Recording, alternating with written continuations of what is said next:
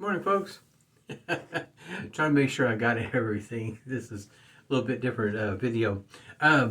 Yes, soap of the day, Proraso. Starts out with about 150 milliliters, just over 5 ounces of goodness. And this tub is a very special one because I'll show you what it looks like on the inside. Yes, finally. This is a rare thing to see the bottom of a soap dish. But anyway, yes, fine. This was my first one.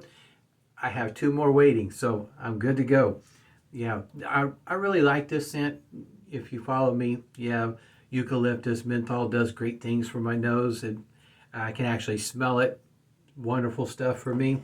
Um, anyway. Here I'll follow up with the aftershave. This one here is there's this in the balm, I think, also that I got both of them. Going with the lotion today though.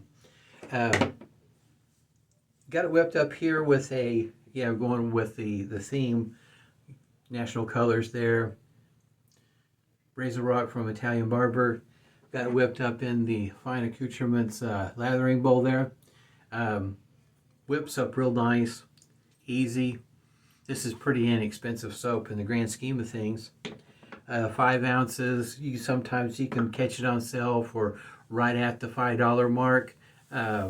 It's pretty inexpensive, and for me it works well for me. Especially if you're looking at trying to work with something on a smaller budget. Proraso for me is it's a good buy.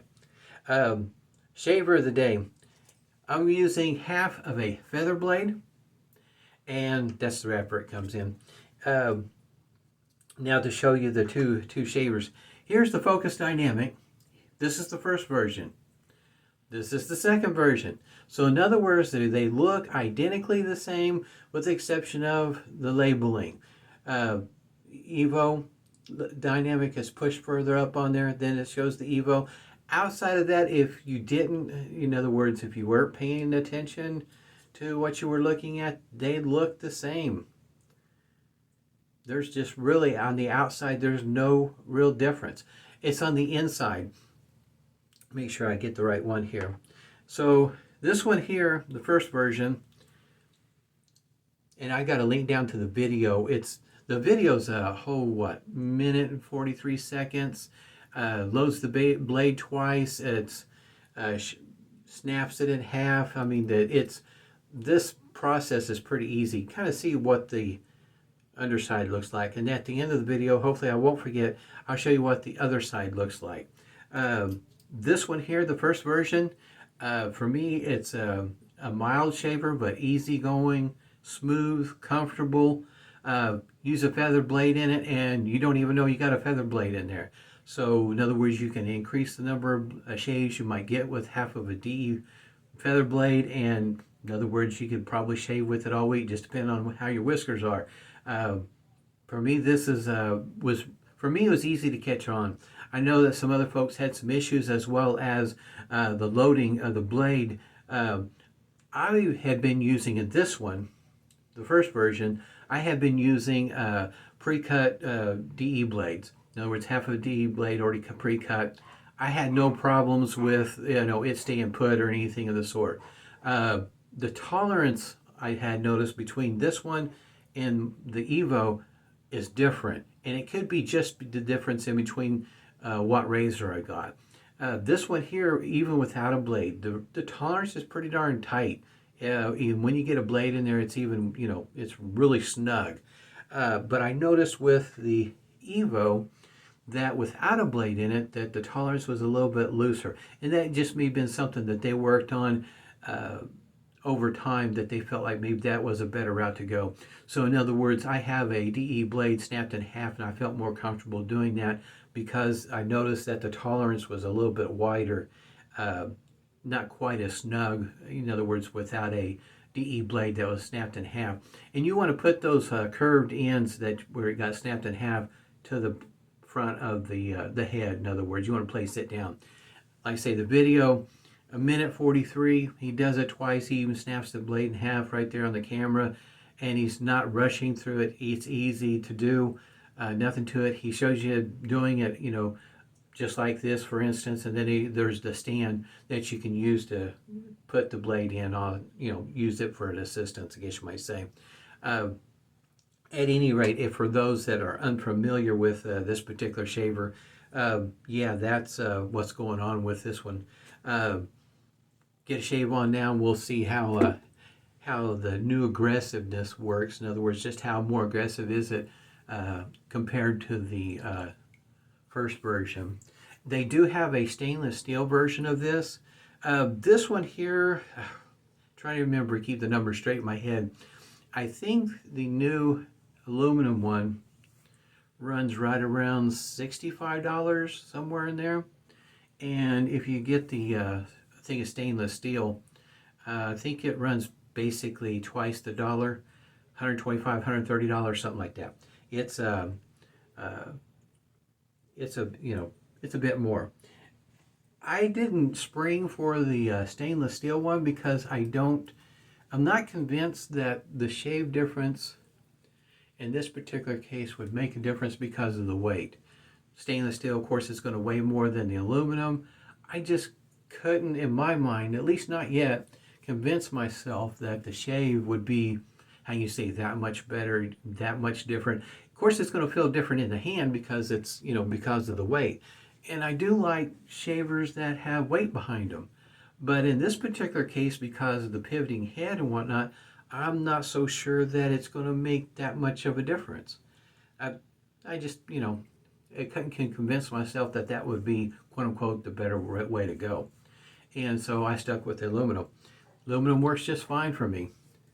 In this case, I don't really feel that the weight of the shaver, outside of, just people that like something lightweight versus heavy, I don't think that either one really would make that much of a difference with this shaver.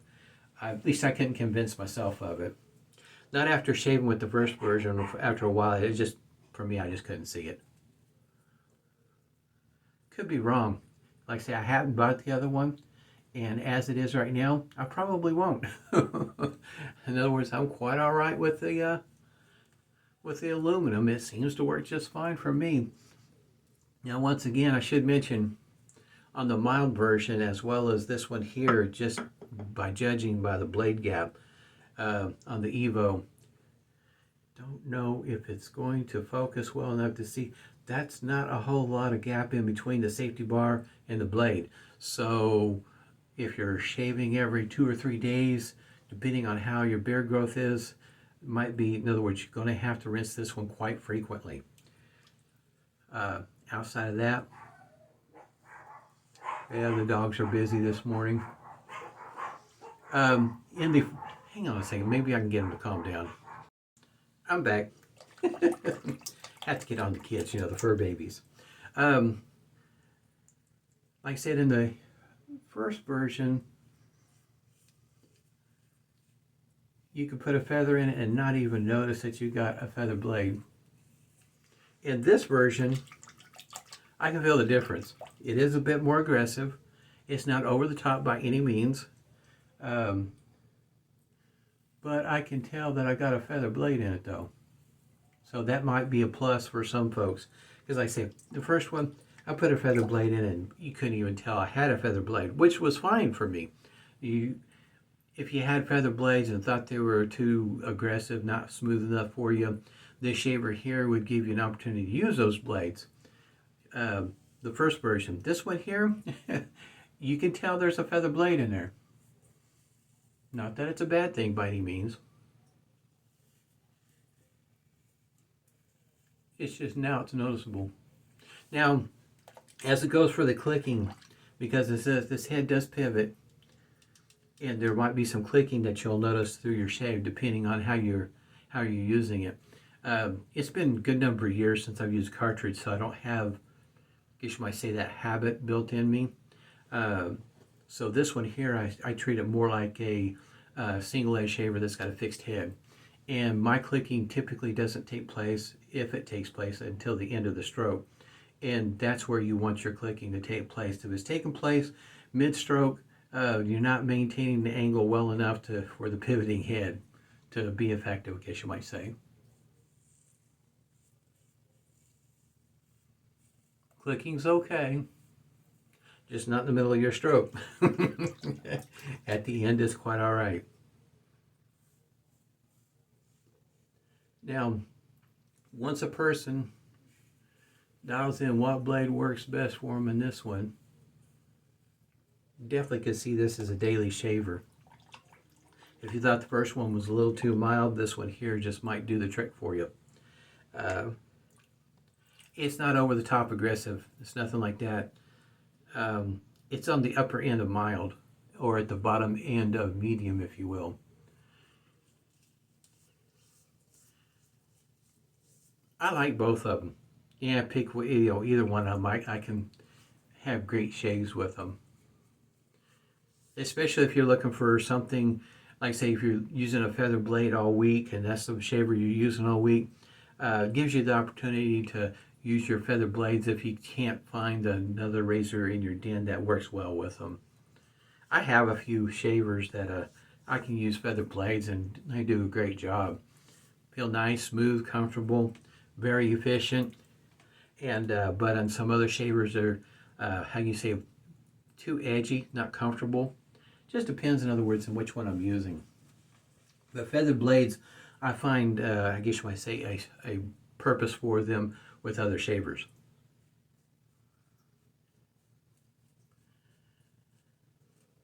I do appreciate the feather blade, but as it goes for consistent, smooth, comfortable, there's other blades out there that I like better on a consistent basis. In other words, not only in certain razors. I think most of you know what I'm talking about. You got some blades in certain shavers work well and not so much in others.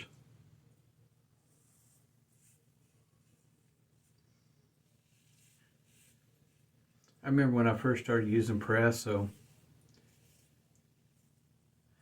it was probably right along the lines of really starting to get disappointed in the big box stores that don't carry this stuff.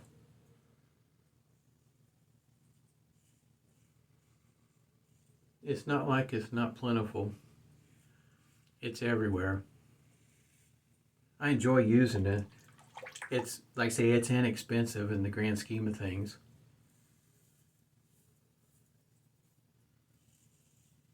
I think the worst price I saw on a Proraso tub might have been 10 bucks. For 5 ounces, that's still not bad. I mean, like say, in the bigger picture of how much you're paying for 4 ounces, $16, $20, $25 for 4 ounces, and $10, that seems like a bargain. I know you're talking about different soaps, but when you're just trying to get your shave on, Proraso's not a half bad buy. Some will mention about the powdery residue. Yes, it does leave a powdery residue on your shavers, but that powdery residue is easy to clean off. So it doesn't bother me quite as much as maybe some other soaps where it takes a little bit more effort to get it to clean up. I have to say this particular shaver, pick either one of them because they're basically the same thing as goes for cleanup. Very easy to use to clean out. It don't take much effort at all. So they stay quote unquote like new. My cleanup at the end of the day, at the end of the shave is pretty easy. Got a chunk. Soap trying to catch me on the end of my shave. Yes, I can definitely tell there's a feather blade. We'll see what kind of irritation, or I shouldn't say irritation, what kind of stinging I get on my neck, because that's where I really feel this blade.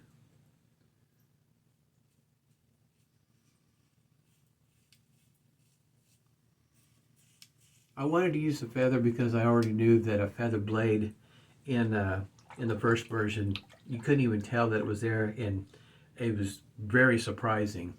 So I thought, do the same thing with this one.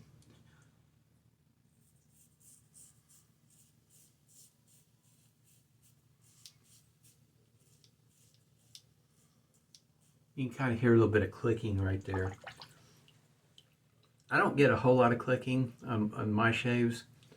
At least not that I could recall.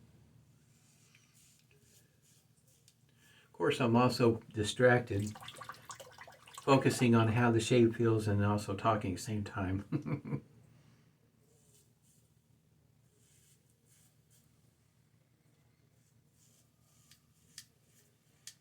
As goes for the pivoting head, like I say, it's been so many years since I shaved with a cartridge. Those trying to transition, this might be a good place to go.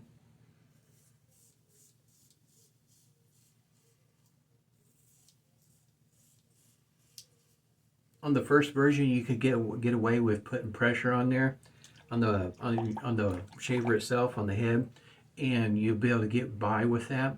This one here, I think it'll help train you, because this one here feels like if you put too much pressure on it, you're going to end up with a cut, a nick, a spot that is going to sting when you put the aftershave on or whatever you happen to be using. That is the one thing I have noticed with this one here. Like I say, it's still a fine shaver to me. It's just a different type of aggressiveness. Got to try to remember show you what the underside looks like, because there's, like I say, there's link down below will show you a photo of what the difference is and how that blade fits in there. It's not hard to load. It doesn't even quote unquote snap into place like maybe it does on some other shavers. It just lays in there, and it stays put when you put it together. It's, what can I say? It's well done. I don't have a problem with it. All right, get my hands dry. Try not to have them be too terribly slippery. So on the back side, yeah, I'm sure if you've seen some of these kind of setups before, like maybe even on a smoke detector or something of the sort, where you push it and then twist it, this is the same thing except for it's a slide. And I just take and slide the over like that and get it to drop. There we go. That's what it looks like on the underside. You see the two extra grooves, if you will, for the pins to slide across, and the other one does not have that. So get some of that soap off there. It's, you know, basically same thing, just minor little adjustments in the way how it's set up with the blade loading, and but the shave difference, it is there. It is noticeable, no doubt. And that's what the blade looks like. You can kind of see the little stop right there. Like I say, it's not to the point where it just snaps into place. It just kind of lays in there.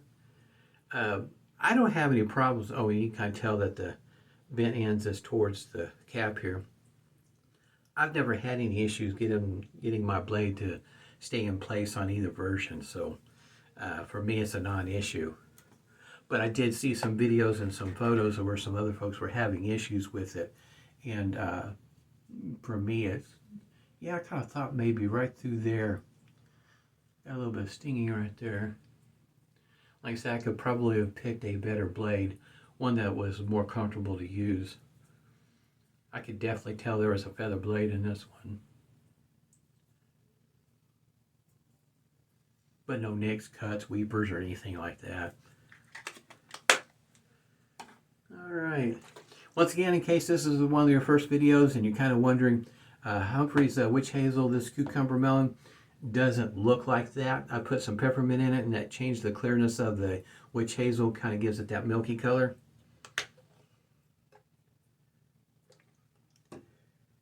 Peppermint, eucalyptus, menthol, anything like that to kind of give it a little bit of a cooling effect. The cooling effect of this particular witch hazel, it was present. It's just very light. I like something with a little bit more punch. Face feels good though. The stinging, in other words, it didn't last very long, especially once you put the witch hazel on there. Calms things down. And if you're kind of wondering about witch hazel and alum, for me, I tried to use just the alum block. I felt like my face was getting too dried out. In combination with the witch hazel, it seems to work better together as opposed to just separate. Especially on a shave where got a little bit, how can you say, too close to the blood. When I get pretty close, like right there, it's looking a little red. I do have some other stuff over here if it doesn't go away in a timely manner, but it's not unusual for me to end up with red here and there and everywhere, even when I'm not even shaving. Proraso. They come different containers nowadays, I think a different shape. This is one of the things I keep on pointing out. You can kind of see that post through the center of the cap that fits right down into the restrictor. Keeps all the goodness inside, not leaking out everywhere else.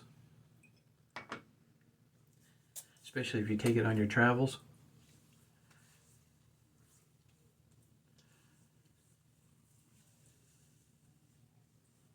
Great start for a Friday, that's for sure. It's going to be a little bit later than normal as I get this loaded up, but Italian theme today, and green. Hope everybody's doing well, stay safe, healthy, smooth shaves to you.